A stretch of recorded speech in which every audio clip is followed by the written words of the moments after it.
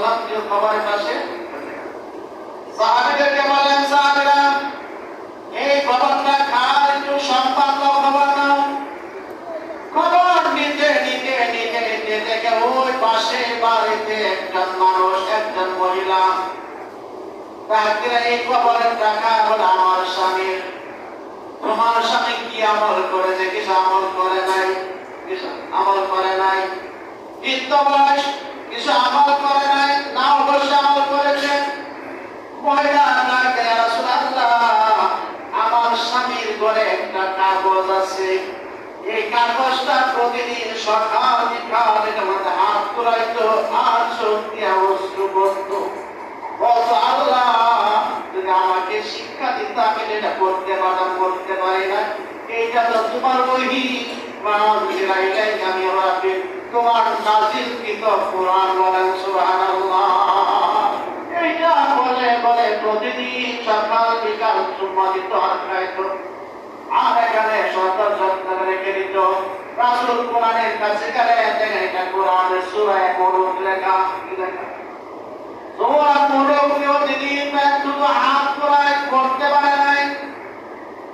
নবীরা কেমন সাথী শোনালো, তার মনের ভিতরে যেমন একটা তওবা করে নিয়েছে, তার কোরআনের মহব্বতটা এসে গেছে, কিন্তু জবান দিয়ে করতে পারে নাই। আল্লাহর কাছে পছন্দ হয়ে গেছে। বাদশা মৃত্যুর পর থেকেই তার এই কবরের মধ্যে জান্নাতের ফেরেশতারা কোরআন তেলাওয়াত করে। বলেন সুবহানাল্লাহ। এরকম কবর আমরা হতে চাই কিনা? যে কবরের মধ্যে জান্নাতের ফেরেশতারা কোরআন তেলাওয়াত করবে, নিজে জবান দিয়ে কোরআন তেলাওয়াত করবে, এরকম কবর হওয়ার দরকার আছে না নাই? শুধু এইভাবে চলবেন না, তওবা করবেন। তওবা করবেন তো?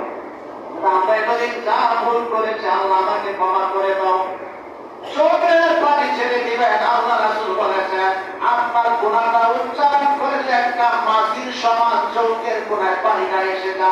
আপনার মাছির সমান যদি চোখের কোণায় আল্লাহর ওই পানিটা এসে যা, পানিটা আসতে দেরি হবে, আল্লাহ আপনাকে মাফ করতে দেরি হবে না।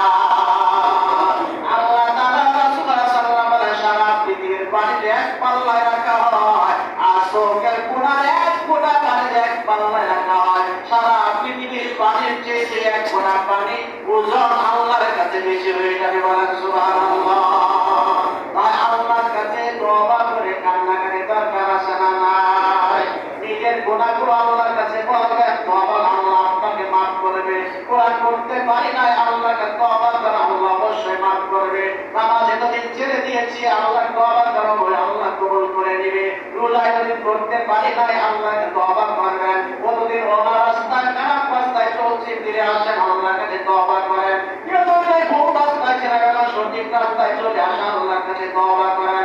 আল্লাহ তাআলা তুবু ইলাল্লাহি তাওবাতান নাসুহা, বান্দা যখন কাটি তওবা করবে, আমি আল্লাহ তাআলা বান্দার জীবনের গুনাহ মাফ করে দেব। বলেন সুবহানাল্লাহ।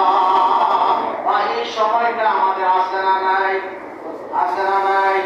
এই সময়টা কি চিরদিন থাকবে? চিরদিন থাকবে। কার বন্ধু কোন সময় হয়ে যাওয়া বলা যায় না। তওবা করব ইনশাআল্লাহ। আল্লাহ তাআলা আমাদেরকে আমল করতে দান করুন। আমিন। আমরা